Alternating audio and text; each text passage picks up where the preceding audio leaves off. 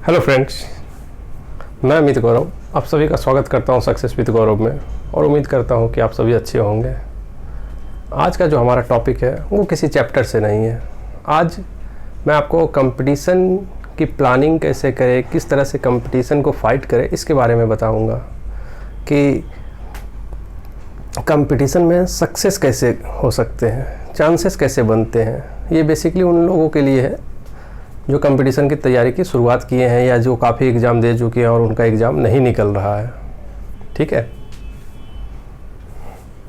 सबसे पहले तो मैं आपको ये बताना चाहूँगा कि जैसा कि मैं आपको एवरेज चैप्टर पढ़ा रहा था, तो किसी भी एग्ज़ाम में जो सब्जेक्ट आते हैं वो 4 सब्जेक्ट होते हैं: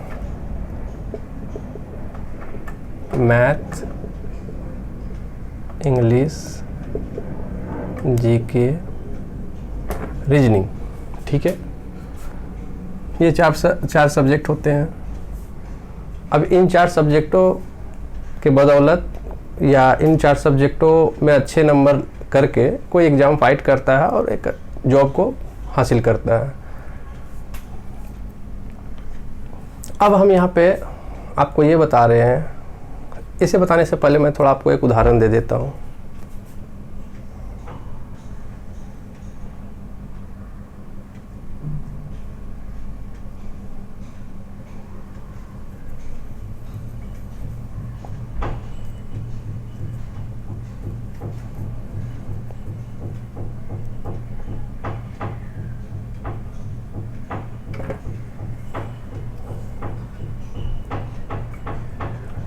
आप भी सोच रहे होंगे कि मैं ये क्या बना रहा हूँ, लेकिन मैं अभी आपको सब कुछ अच्छे से बताऊँगा ताकि आपको अच्छे से समझ में आ जाए।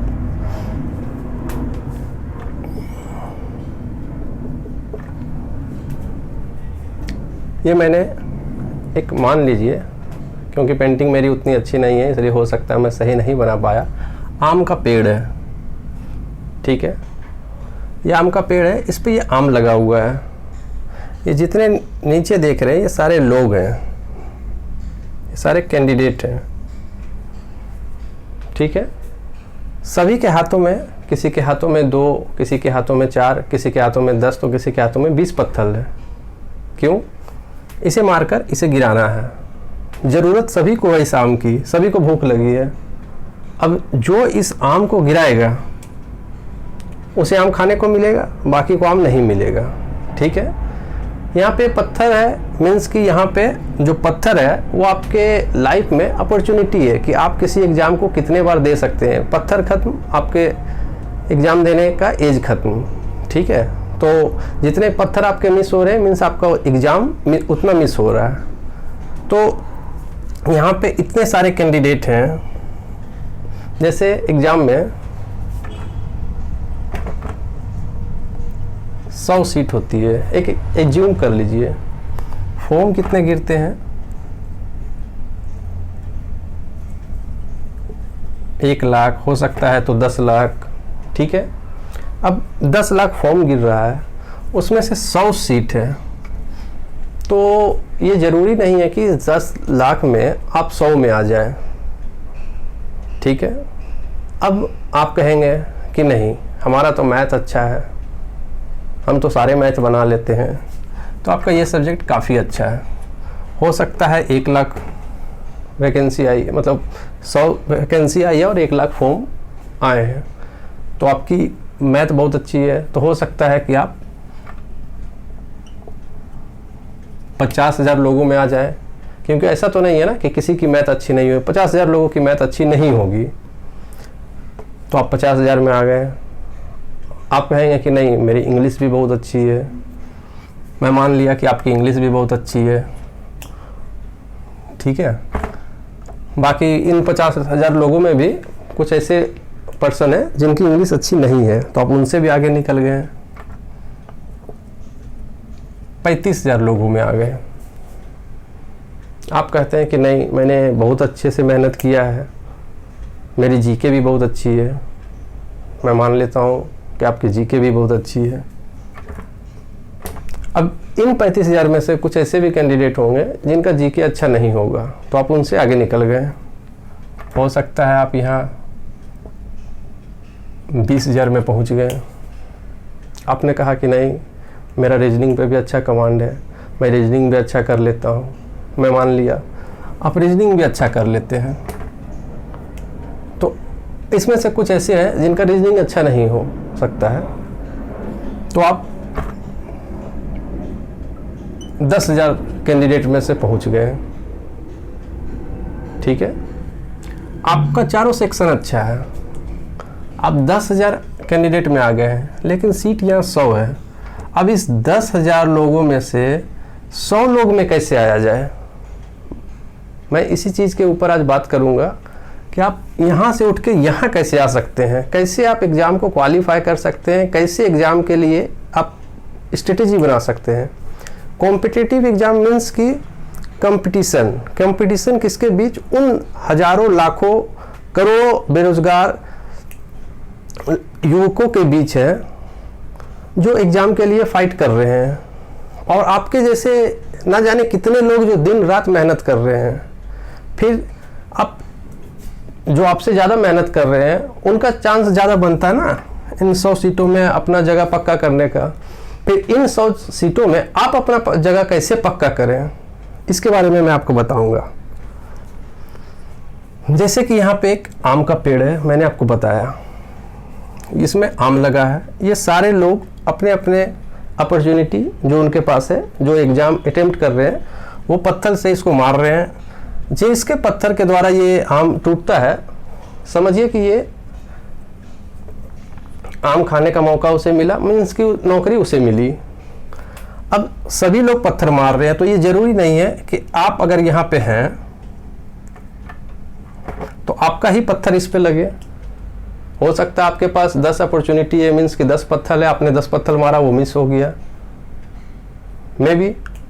तो क्यों ना ऐसा कुछ ऑप्शन ढूंढा जाए कि जो बाकी लोग कर रहे हैं, बाकी लोग पत्थर मार रहे हैं, तो हम पत्थर ना मार के डायरेक्ट एक बांस से इसको तोड़ लें या पेड़ पे चढ़ के इसको तोड़ लें, जिससे कि हमारे चांसेस इस आम को तोड़ने का बढ़ जाए। क्योंकि जो बाकी कर रहे हैं, अगर वही चीज़ आप कीजिएगा तो आप यहाँ पे आ सकते हैं, यहाँ नहीं आ सकते हैं। ठीक है, तो यहाँ आने के लिए आपको क्या करना चाहिए ये मैं आपको बता रहा हूँ, ध्यान से देखिएगा। अगर आप इसे समझ गए तो कंपटीशन में आप 50% लोगों से आगे निकल जाएंगे। ठीक है,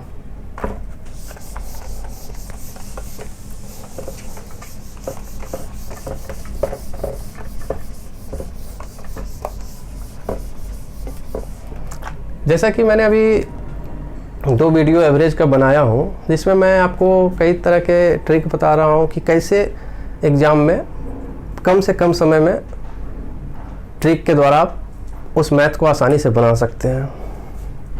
तो जैसा कि मैंने आपको बताया कि 50,000 लोगों को मैथ आता है, 50,000 लोगों को मैथ आता है, वो 50 में से 50 मैथ बना सकते हैं 50,000 लोग, लेकिन आपको उनसे अलग होना है। कैसे?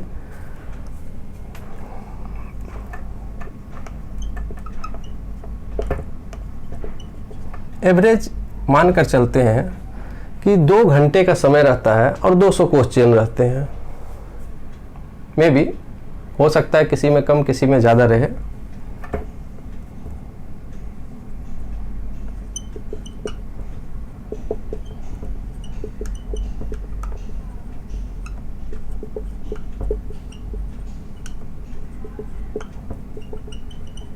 ठीक है, अब बात करते हैं मैथ की। किसी को 50 में से 50 मैथ आता है, लेकिन प्रॉब्लम क्या है कि उसे डिस्क्रिप्टिव बनाना आता है। तो हो सकता है वो इस 50 मैथ को बनाने में ही अपना 100 मिनट बर्बाद कर दे। उसे टोटल मिला कितना? 2 घंटे मीन्स 120 मिनट। 100 मिनट इसमें वो बिता दे, बाकी के 20 मिनट में 10 मिनट में वो जो OMR शीट है उसको कलर करने में लगा दे। 10 मिनट में वो सारा कुछ नहीं कर पाएगा। हो सकता है उसे जीके भी आता हो, रीजनिंग भी आता हो, इंग्लिश भी आता हो, इसके बावजूद भी वो कंपटीशन में फाइट नहीं कर पाया। क्यों? क्योंकि मेन प्रॉब्लम था कि उसे टाइम मैनेजमेंट नहीं आता है। तो मैं आपको यहाँ पे सिखाऊंगा टाइम कैसे मैनेज करना है। तो यहाँ पे आपको क्या करना है कि किसी भी क्वेश्चन को कम से कम समय में बनाकर ज़्यादा से ज़्यादा क्वेश्चन को अटेम्प्ट करना है, जिससे कि आप ज़्यादा से ज़्यादा क्वेश्चन अटेम्प्ट करेंगे तो आपको ज़्यादा से ज़्यादा नंबर आने के चांसेस रहेंगे। जैसे जीके और इंग्लिश, ये दो जो सब्जेक्ट है, इस पे तो जो भी आपको क्वेश्चन दिया जाएगा, आपको अगर उसका आंसर आता है तो आप उसे देखकर बना देंगे कि हाँ सैनिक विद्रोह कब हुआ था, तो 1857 ईस्वी में हुआ था। पानीपत की प्रथम युद्ध कब हुई थी, तो 1526 ईस्वी में हुई थी। तो और अगर ये आपको नहीं आता है तो आप सोचते रहेंगे, कोई फायदा नहीं है, ठीक है। बाकी बच गया मैथ और रीजनिंग।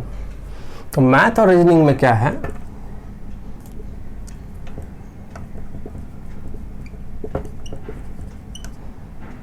इसमें आपको वैसे रास्तों को अपनाना है या वैसे शॉर्टकट तरीकों को अपनाना है जिससे कम से कम समय में ज़्यादा से ज़्यादा क्वेश्चन को अटेम्प्ट कर पाएँ। मीन्स जैसे मैंने आपको पिछले वीडियो में जो बताया था कि आप उसे एक्स मान के भी बना सकते हैं और उसे फॉर्मूला से भी बना सकते हैं।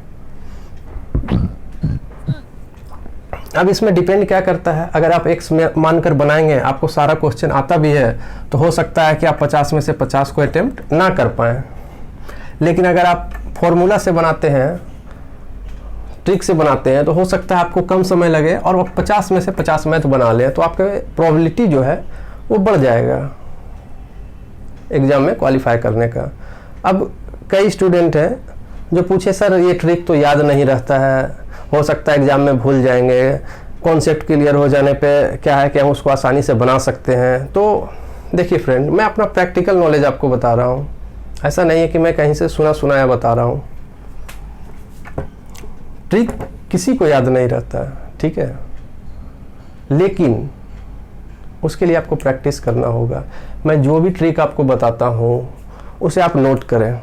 नोट करने के बाद उस ट्रिक को 10 क्वेश्चन पे आजमाएं, 10 क्वेश्चन को उस ट्रिक से बनाएं। मैं यकीन दिलाता हूँ आपको ये ट्रिक आज याद हो जाएगा। ना कि याद हो जाएगा, बल्कि आप एग्ज़ाम में आसानी से बिना पेन को यूज किए उसका आंसर निकाल पाएंगे, ठीक है। अब जैसे मैं यहाँ पे आपको दिखाता हूँ कि 50 मैथ है, अगर आप पेन यूज करते हैं, उसे लगाते हैं, 20 बनाएं,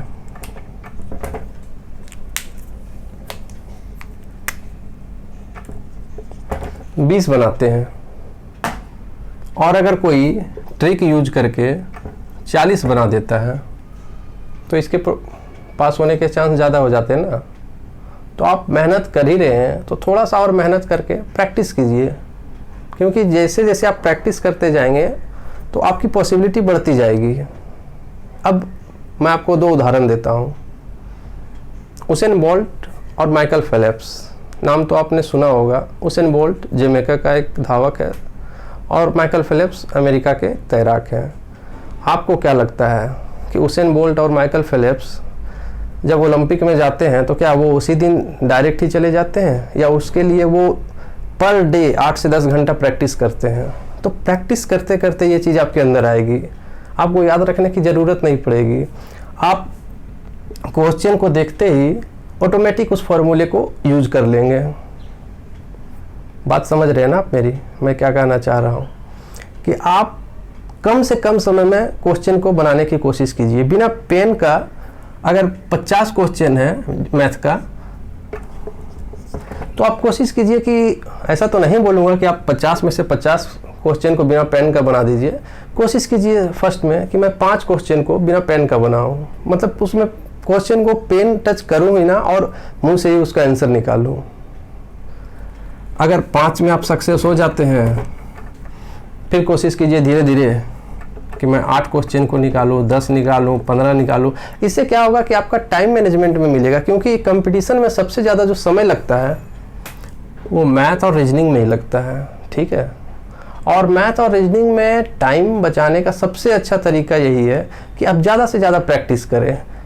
ट्रिकी, मैं ये नहीं कहता हूँ कि आप सिर्फ ट्रिकी को ही यूज करें, आप दोनों कॉन्सेप्ट को समझें, क्योंकि हो सकता है कि आप वहाँ ट्रिक गए, किसी कारणवश कुछ ऐसे मैथ मिल जाते हैं फर्स्ट में ही जिसको देखकर आपका दिमाग ख़राब हो जाए और आप आने वाले जो एक क्वेश्चन जान रहे हैं उसे भी भूल जाएंगे। ठीक है, तो उसके लिए क्या करना है कि अगर आप दोनों कॉन्सेप्ट जान रहे हैं, उस दिन हो सकता है आपका दिन सही ना हो, तो आप ट्रिक भूल भी गए तो कॉन्सेप्ट से बना सकते हैं। तो मैं ये नहीं कह रहा हूँ कि सिर्फ आप ट्रिक पे ही ध्यान दें, आप कॉन्सेप्ट को भी क्लियर करें, लेकिन उसके साथ साथ आप ट्रिक को भी अपने साथ याद रखें, जिससे कि आपके जो मैं बताया था ना, बांस या पेड़ पर चढ़कर आम को उतारने वाला स्टोरी, वो हो जाएगा। क्योंकि पत्थर तो सभी मार रहे हैं, आपको कुछ अलग करना होगा अगर आपको एग्ज़ाम में क्वालिफाई करना है और सक्सेस होना है तो। ठीक है,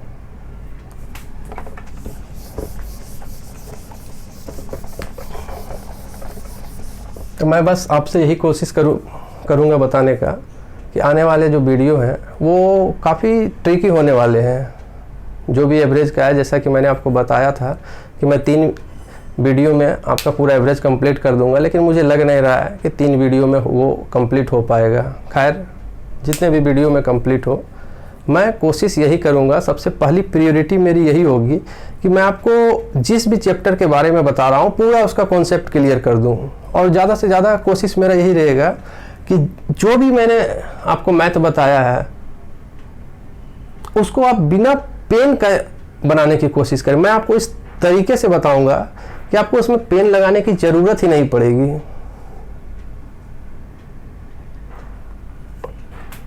तो उम्मीद करते हैं कि आपको मेरी बात समझ में आई हो और इसको आप अपने लाइफ में फॉलो करें, जिससे कि आपके क्वालिफाई होने की पॉसिबिलिटी ज़्यादा हो।